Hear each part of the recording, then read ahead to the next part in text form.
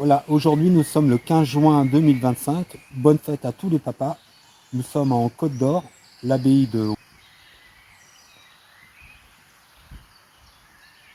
Et là donc je vais traverser le pont où passe la Seine, le cours d'eau de la Seine. Les baguettes se ferment. Tout le long elles vont se fermer. Et pour savoir où va le sens de l'eau, on prend une seule main, soit la main gauche ou soit la main droite. Il y a un peu de vent, à mettre du temps à réagir un peu. Elles ne sont pas droites les baguettes, elles sont un peu tordues, mais voilà.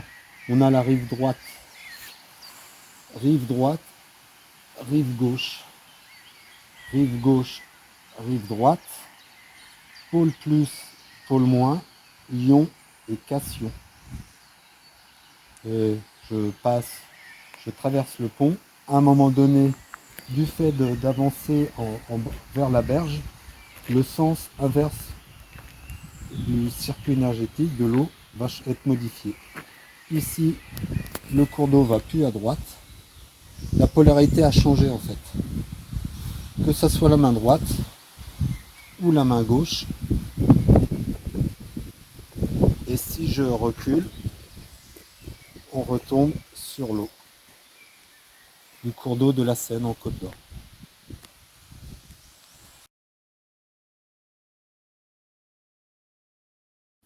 Vidéo faite le 18 juin 2025, Villeneuve-les-Genêts, département 89, Lyon.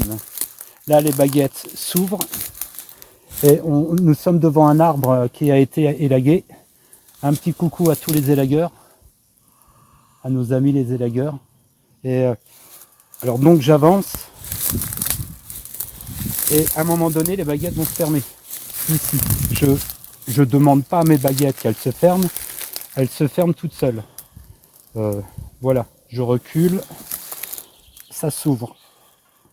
Et si pour savoir le sens de la rivière, où va la rivière, le cours d'eau souterrain, il partirait de ce sens, de ce sens-là. Rive droite, rive gauche. Il y a du vent aujourd'hui. Voilà, je peux te laisser filmer un petit peu les plaies qu'il a sur le tronc, s'il te plaît. Là, il y a des insectes qui ont attaqué, des insectes phytophages. Et voilà. Il y a des trous un peu partout créés par un insecte, lequel faut voir après, mais il a été attaqué par des insectes. Il n'a pas pu se défendre à cause de l'endroit où il est positionné. Merci.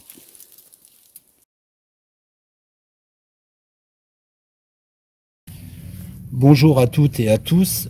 Voilà, ici nous sommes devant trois types de terreaux pour rempotage, pour des légumes.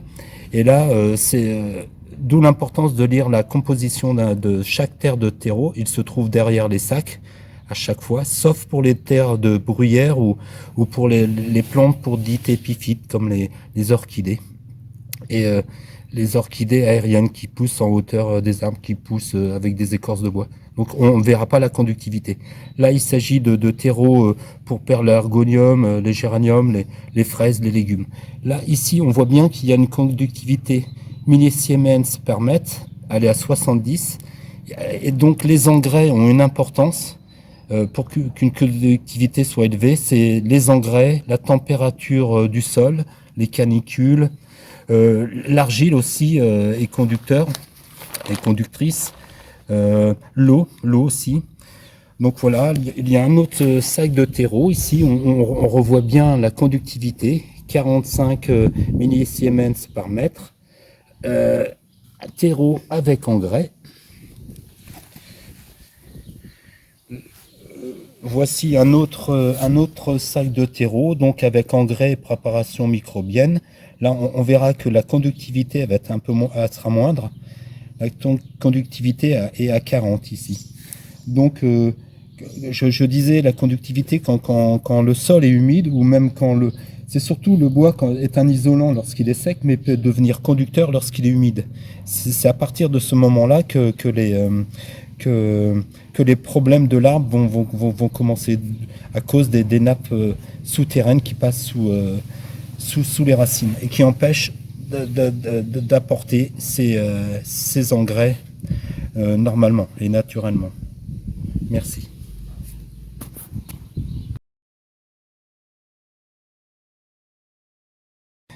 Voilà, bonjour à toutes et à tous. C'est pour vous expliquer comment personnellement je fabrique mes baguettes coudées de sourcier.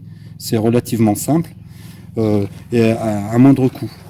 En fait, là, c'est que de la récupération. Ici, ce sont malheureusement des tubes en fer, un diamètre, je crois, d'un centimètre, 10 mm environ. C'est du fer. Le problème du fer, c'est que lorsque je voulais mettre mes tubes de bambou, le fer est trop dur et donc le bambou avait tendance à se casser. Donc, il vaut mieux prendre du laiton ou du cuivre. Alors, comme je n'avais pas de baguette en cuivre ou en laiton, voilà, j'en ai fabriqué. Ce qui est important, c'est de trouver que ce soit à peu près d'équerre. En fait, pour voir si les baguettes fonctionnent bien, elles doivent bien tourner. Ça indique qu'il ne faut pas qu'il y ait de blocage. Il faut qu'elles tournent librement. Le tube ici présenté, c'est un tube de pulvérisateur. C'est que de la récupération. Il a été découpé sur une longueur de 10 à 11 cm, la largeur de la paume d'une main. Et les baguettes, il faudra les tenir à l'horizontale. Uniquement à l'horizontale. Il ne faut pas les lever comme ça, sinon ça va fausser. Ou il ne faut pas les mettre tête en bas. Il faut vraiment trouver l'horizontalité. C'est ce qui est le plus important. C'est ce qui va vous donner des bonnes informations. Plus les baguettes seront à l'horizontale, plus l'information sera meilleure. Là, les baguettes font 10 mm de diamètre. C'est des baguettes qu'on utilise dehors. Quand il y a du vent, voilà, il y a un peu de poids. Donc mais pour l'intérieur, on peut prendre des baguettes plus fines. Pour l'intérieur d'une maison. Je vous remercie.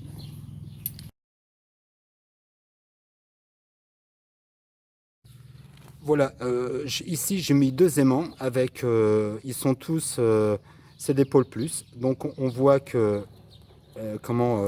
ils se rejettent, que ce soit la polarité plus ou ça soit moins, ils vont à chaque fois, et ce qui est normal, se rejeter en fait.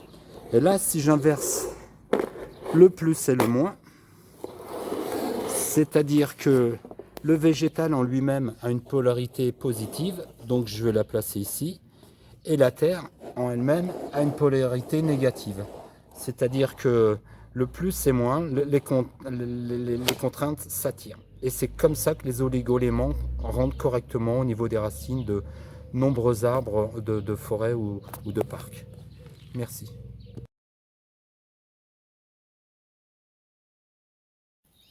Bonjour, ici nous sommes à l'étang des Blondeaux-Borrois, département de l'Yonne 89.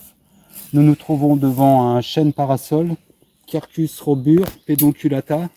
C'est un arbre, c'est un spécimen qui est extrêmement rare. Il doit y en avoir 3 en France.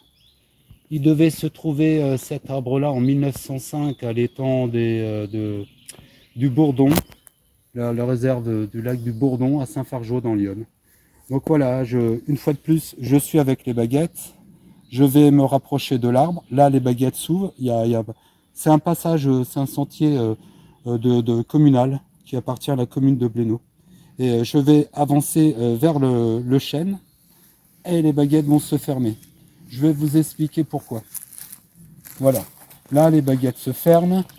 Et maintenant, avec une seule main, toujours pareil, que ce soit la main gauche ou la main droite, le courant, la nappe souterraine, la rivière passe dans ce sens-là. C'est-à-dire ion et anion, pôle plus et pôle moins.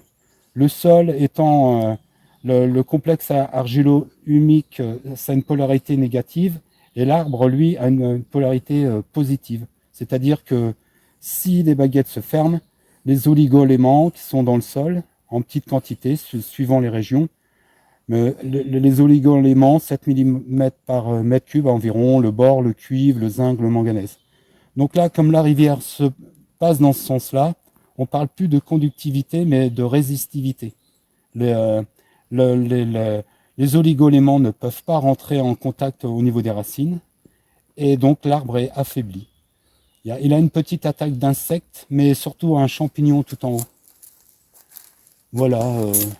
Est-ce que tu peux refilmer un petit peu, s'il te plaît, le tronc?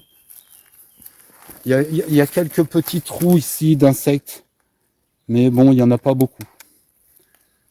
Un peu là aussi. Mais bon, voilà, encore d'autres insectes phytophages qui viennent affaiblir l'arbre, le sujet. Je trouve cet arbre magnifique.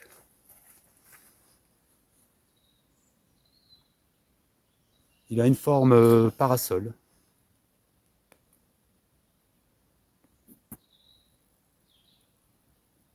Voilà, je vous remercie.